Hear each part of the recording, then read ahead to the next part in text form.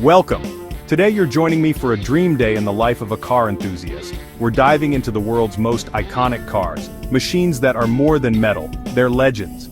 This isn't just about speed or stats, it's about the feeling, the sound, the soul of these cars. Why do these vehicles capture our imaginations? Why do they become the stuff of dreams? Buckle up, let's find out, and tell me, what's your ultimate iconic car? Drop it in the comments. Let's get started. The cars are waiting. First up, the Ford Mustang. Not just a car, a cultural icon. The Mustang created the pony car and made V8 power accessible to everyone.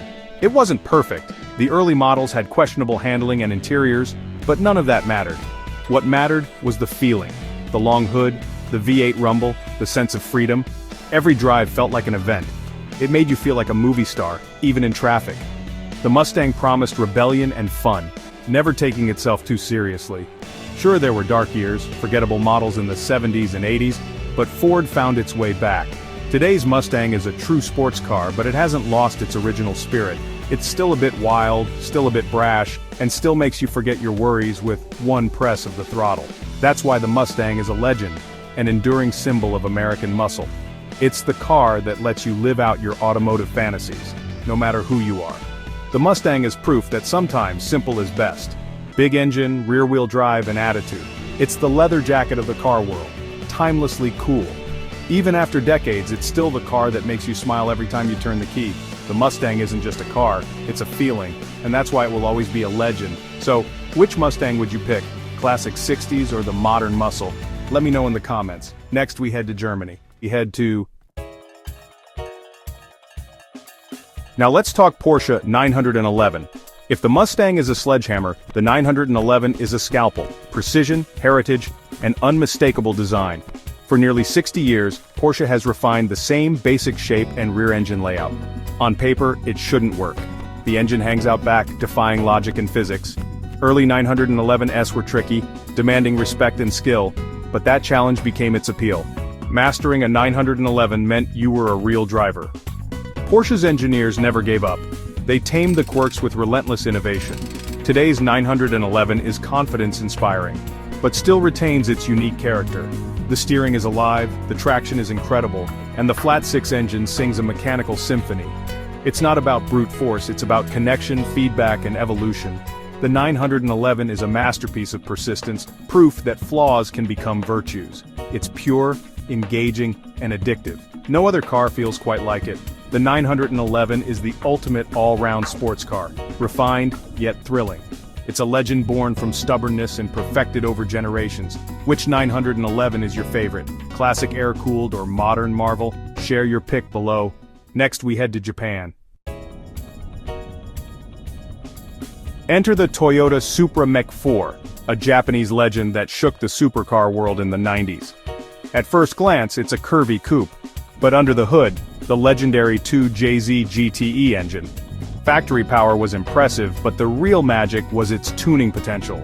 Tuners discovered it could handle insane horsepower, 500, 700, even 1,000 plus on stock internals.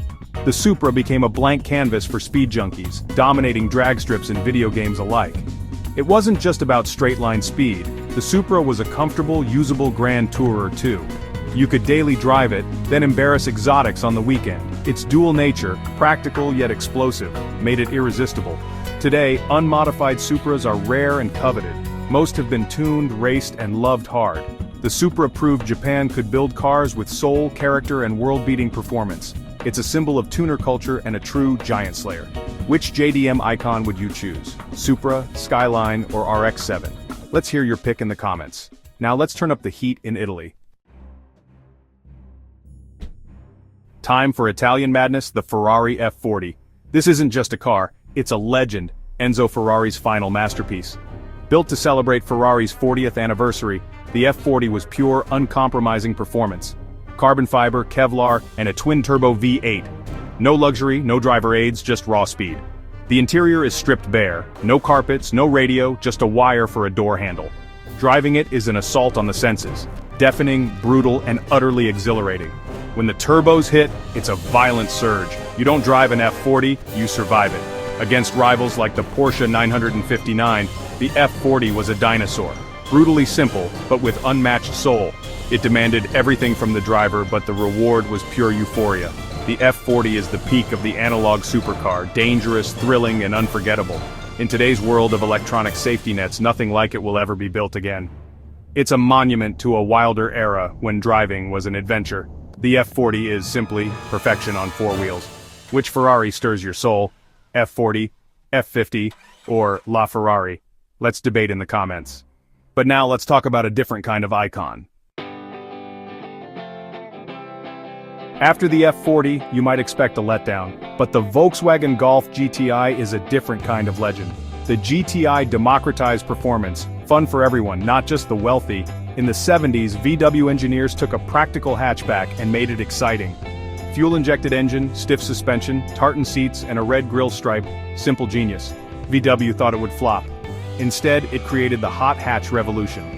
The GTI was practical, reliable, and economical, but also light, nimble, and eager. You could drive it hard without breaking the law or the bank. It made everyday driving fun and accessible. Over the years, the GTI has evolved. More power, more tech. But the spirit remains. It's still the benchmark, the ultimate all-rounder for enthusiasts with real lives. The GTI proves you don't need a supercar to have a blast. Sometimes the best ideas are the simplest. Which hot hatch gets your vote?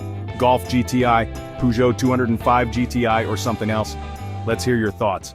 One last stop before we wrap up. And that's our journey, from American muscle to Italian fury and everything in between. Each car is iconic for its own reason, representing a unique answer to the question, what makes a car truly great? These are my picks, but car culture is all about debate. What did I miss? E-Type Jag? Lancia Delta? McLaren F1? Drop your icons in the comments and let's get the discussion going. If you enjoyed this ride, hit like, subscribe, and ring the bell for more. Thanks for watching, and I'll see you next time. Until then, keep dreaming, keep driving, and keep the passion alive. What's your automotive legend? Let's talk cars.